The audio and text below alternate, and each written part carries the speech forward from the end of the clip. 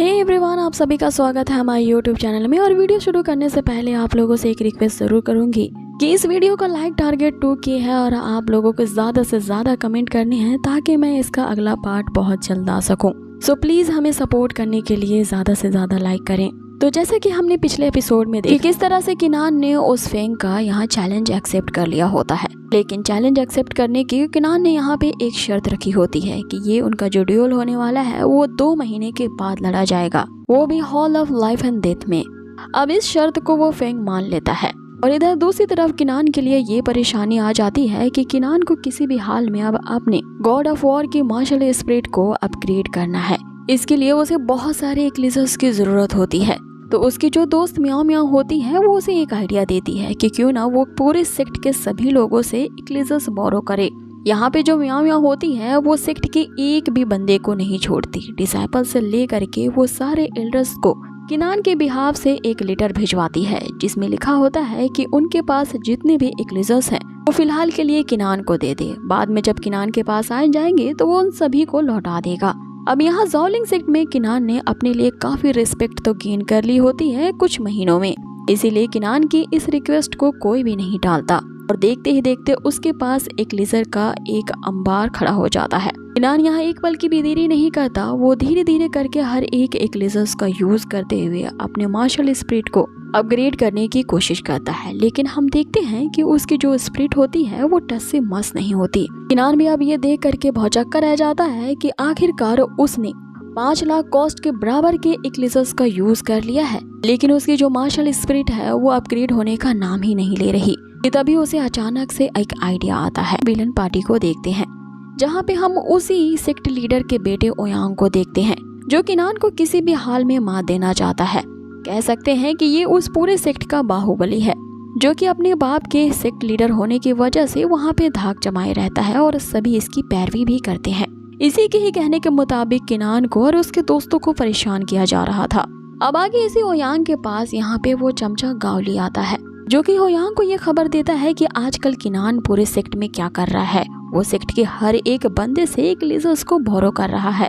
आगे वो कहता है कि उस किनान की तो साहस की दाग देनी पड़ेगी, आखिर वो ऐसा क्यों कर रहा है। इतने सारे इक्लिजर्स उसके पास आ भी जाएंगे तो क्या वो पागल है जो एक ही बार में इतने सारे इक्लिजर्स को निकल लेगा। जिसपे ओयांग यहाँ पे काफी शांत बैठा होता है और उसे समझाने की कोशिश करता है कि उस किनान को जो करना है करने दो और तुम्हें उसकी चिंता करने की जरूरत नहीं है, क्योंकि मैंने अपने फादर से कह के तुम्हारे प्रैक्टिस करने के लिए त्यांजी रूम को अवेलेबल करवा दिया है जो कि मिंगवे पैविलियन में है। अब चूंकि उसके डैड तो इस पूरे सेक्ट के सेक्ट लीडर होते हैं तो उस ओयांग के लिए ये करना कोई बड़ी बात नहीं होती है। आगे वो उस गौली से कहता है कि तुम जा करके उस मिंगवे पैविलियन के त्यांजी रूम में प्रैक्टिस करो और सिर्फ 2 ही महीनों के अंदर तुम मार्शल किंग रल्म के हाफ स्टेप तक पहुंच जाओगे और तुम्हारा इस लेवल पे आना ही काफी है उस किनान को जान से मारने के लिए। अब गावली इस मेहरबानी के लिए उस ओयांग को थैंक यू कहता है। तभी उनके पास अचानक से वही लेटर आता है जो कि किनान के ही बिहाफ में जो म्याओ म्याओ होती है वो सभी को दे रही थी। यहाँ पे म्याओ म्याओ जो होती है यहाँ किनान के जो कट्टर दुश्मन होते हैं वो उनको भी नहीं छोड़ती, उनको भी वो खत पहुँचा देती है। ओयांग उस लेटर को पढ़ता है जिसमें लिखा होता है कि उसे रिसेंटली बहुत ही ज्यादा इक्लिजर्स की शॉर्टेज हो गई है, इसीलिए अगर तुम दोनों अपने आप को कुछ ज्यादा ही जीनियस समझते हो और अगर तुम्हारे पास इतने पैसे हैं कि तुम इक्लिजर्स को इकट्ठा कर सको तो मैं तुमसे भी इक्लिजर्स को बोरो करूंगा, लेकिन ये भी वादा करता हूँ कि वक्त रहते ही मैं तुम्हारे इस दिए गए लोन को सूद समेत वापस भी कर दूंगा। अब ये सुन के वो गावली तो क्या कोई भी रहता तो बहुत ही ज्यादा हैरान रहता कि आखिरकार उस किनान की इतनी हिम्मत कैसी हो गई कि वो हमसे ही फाइट करने के लिए हमसे ही इक्लिजर्स की डिमांड कर रहा है, वो भी लोन पे। अब यहाँ पे वो गावली तो गुस्से से आग बबूला हो रहा होता है कि आखिर वो हमसे इक्लिजर्स कैसे मांग सकता है। जिस पे ओयांग उससे कहता है कि शांत हो जा गदाधारी भीम, हर वक्त गुस्से में रहना ठीक नहीं है। आगे वो उससे कहता है कि अगर वो किनान हमसे लोन चाहता है तो कोई दिक्कत नहीं, मैं उसे इक्लिजर्स देने के लिए तैयार हूँ। जिस पे वो गौली और भी ज्यादा हैरानी से उस ओयांग की तरफ देख करके पूछता है कि क्या तुम सच में उसे इक्लिजर्स भिजवाने वाले हो। अब यहाँ पे उस ओयांग के दिमाग में तो कुछ और ही खिचड़ी पक रही होती है, लेकिन वो क्या है ये अभी हमें नहीं पता चलता। बहुत ही यहाँ पे शांत स्वभाव के साथ कहता है कि क्यों नहीं, उसने लेटर भेज करके हमसे ये आग्रह किया है तो मैं उसकी इच्छा जरूर पूरी करूंगा उसे इक्लिजर्स सेंड करके। अब यहाँ पे हम सीन कट होता देखते हैं जहाँ पे किनान के हाथों में वही इक्लिजस पिल थे। अब ये इक्लिजस पिल्स इतनी ज्यादा रेयर होती हैं कि अगर कोई बंदा इसे एक ही बार में ले ले तो वो शुरुआती रल्म से एकदम हाई लेवल पे पहुंचने के लिए 1 बॉडी टेम्परिंग पिल ही काफी है। यहाँ किनान सोच रहा होता है कि आखिर ओयांग ने अपनी औकात दिखा ही दी। वो इस तुच्छ से बॉडी हार्डिंग पिल को दे करके उसे सीरियसली ह्यूमिलिएट कर रहा है, लेकिन इससे किनान को कोई फर्क नहीं पड़ता है। ये एक ऐसा कैरेक्टर है कि दुनिया चाहे इसके बारे में जो भी सोचे या कहे, इसका असर किनान पे तो रत्ती भर भी नहीं पड़ता। और हमें भी अपनी लाइफ में इसी तरह की एबिलिटी रखनी चाहिए। अब आगे किनान उसी पिल को लेकर ही काफी ज्यादा मोटिवेट हो जाता है कि अब वो अपनी परफॉर्मेंस को वेस्ट नहीं करेगा। अब इस पिल का वो यूज करता है और देखते ही देखते वहाँ पे जो उसकी मार्शल स्पिरिट होती है उसके अंदर से बहुत ही ज्यादा स्पिरिचुअल एनर्जी की ऑरा रिलीज होने लगती है। अब ये ऑरा इतनी भयंकर होती है कि मेंशन के बाहर तक जा रही होती है, जिसे म्याओ म्याओ देख लेती है। अब आगे इस चीज का पता लगाने के लिए कि आखिरकार ये एनर्जी कहाँ से रिलीज हो रही है, वो मेंशन के अंदर जाती है, जहाँ पे हमें पता चलता है कि किनान ने अब अपने गॉड ऑफ वॉर के मार्शल स्पिरिट को मिस्टीरियस मार्शल सोल के रल में पहुंचा दिया है। और यही चीज म्याओ म्याओ वहाँ खड़ी होकर के देख रही होती है और किनान से कहने लगती है कि अब मैं तुम्हारी मार्शल स्पिरिट के सीक्रेट्स को जान चुकी हूँ। जिसपे किनान यहाँ पे उसके हाथ पाँव जोड़ने लगता है और म्याओ म्याओ से रिक्वेस्ट करने लगता है कि प्लीज इस सीक्रेट को किसी को मत बताना।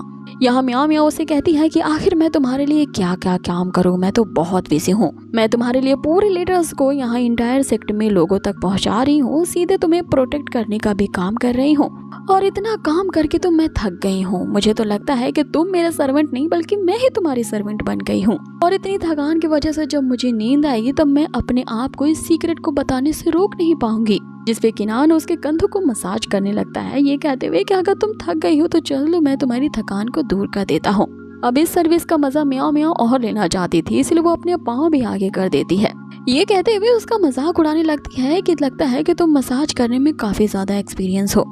आगे म्याओ म्याओ जो होती है वो सीक्रेट को सीक्रेट ही रहने के लिए वो किनान से बहुत ही अच्छी किस्म की वाइन की डिमांड करती है, जिसपे किनान उससे पूछता है कि तुम मुझे माइनर दिखती हो और अंडर एज वालों को वाइन नहीं पीनी चाहिए, वैसे प्रिंसेस आपकी एज कितनी होगी। अब ये सुन के जो म्याओ म्याओ होती है वो खिस जाती है और उससे कहने लगती है क्या तुम्हें इतना भी मैनर्स नहीं है कि लड़कियों से उसकी एज को नहीं पूछा करते।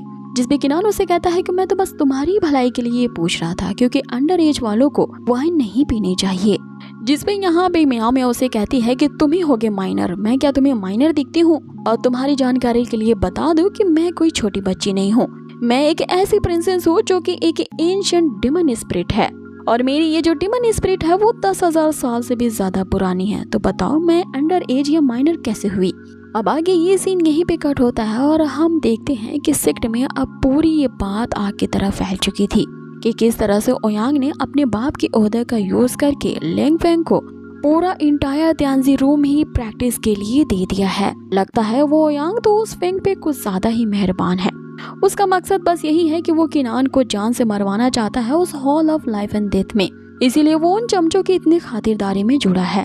जिसपे एक बंदा उसे कहता है कि तुम्हें क्या पता कि आखिर त्यांजी रूम में जा करके प्रैक्टिस करने से क्या होता है। लेंगफेंग अगर उसमें प्रैक्टिस कर रहा है तो वो बस कुछ ही दिनों में वो वांग रल्म के हाफ लेवल तक पहुंच जाएगा।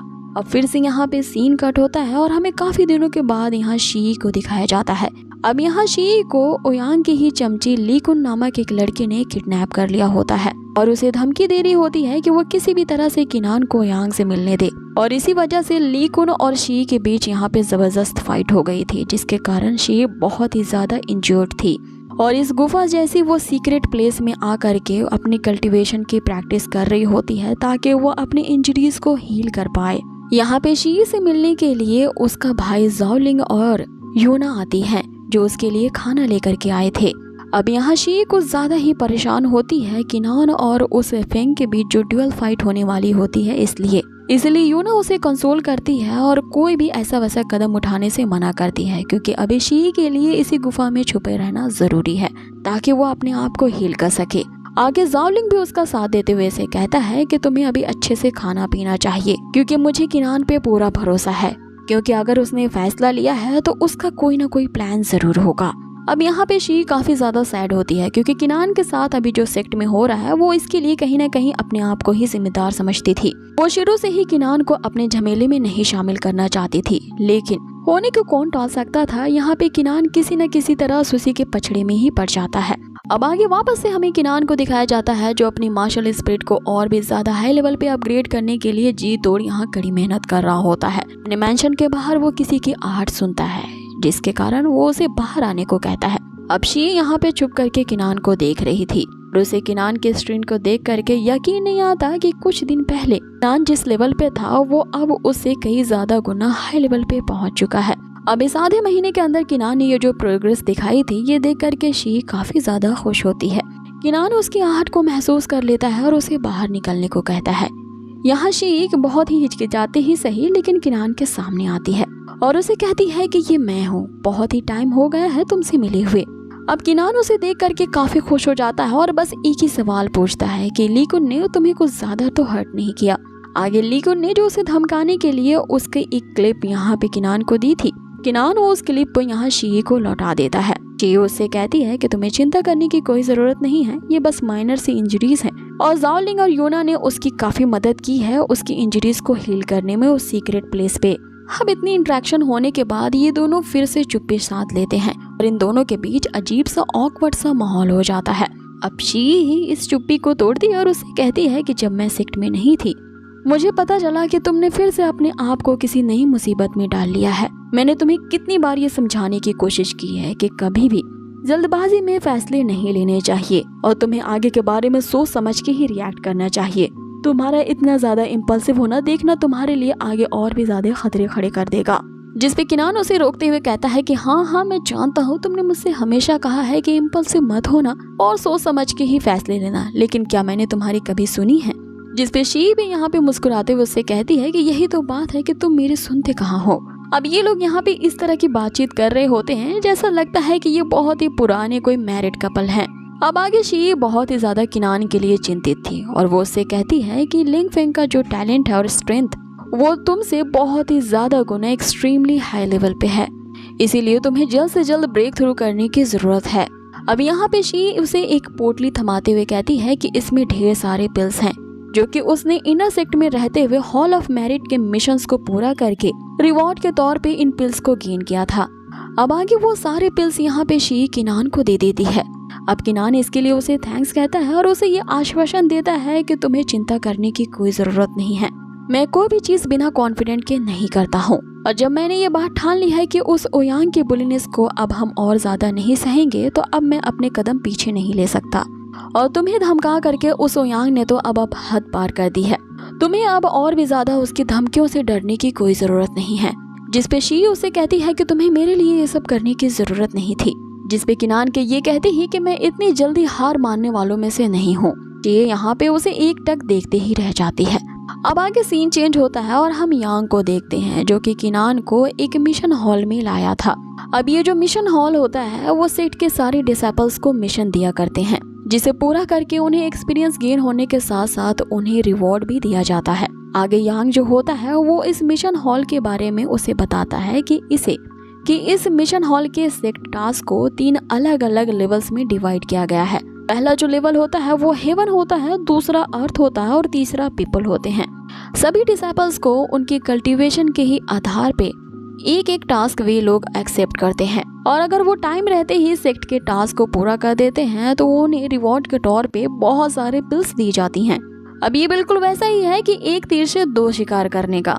अब आगे किनान उसे बताता है कि एक बार शी ने उसे बताया था कि ये जो मिशन होते हैं वो ज्यादातर कॉन्टिनेंट के अलग अलग सीक्रेट जगहों को ढूंढने के लिए दिए जाते हैं ताकि वो वहाँ पे छुपे हुए मॉन्स्टर्स को किल करने के साथ साथ उस सीक्रेट पैलेस में जो कि प्रैक्टिस करने के रिसोर्सेज हैं उसे ज्यादा से ज्यादा इकट्ठा कर सके। और सेक्ट का यही काम होता है कि वो इन सीक्रेट प्लेस को डिसेपल्स के जरिए इन्वेस्टिगेट करवाएं ताकि वो अपनी आगे की प्रैक्टिस करने के लिए ढेर सारे रिसोर्सेज को वहाँ से इकट्ठा कर सकें। अब आगे वो यांग उसे बताता है कि जैसे ही तुम वहाँ पे मॉन्स्टर्स को किल करते हो ये वहाँ की भलाई के लिए होता है ताकि वो आम लोगों को उन मॉन्स्टर्स के चपेट में आने से बचा सके। अब सीधा सीधा सेक्ट तो उस एरिया में इंटरफेयर नहीं कर सकता, लेकिन जो सिटी का डिफेंस टाउन सिस्टम होता है वो इस एरिया को प्रोटेक्शन करने की उनकी जिम्मेदारी होती है और ये उस सिटी डिफेंस के अंदर ही आते हैं, जहाँ के वो एक निश्चित दायरे में न्याय करने का अधिकार रखते हैं।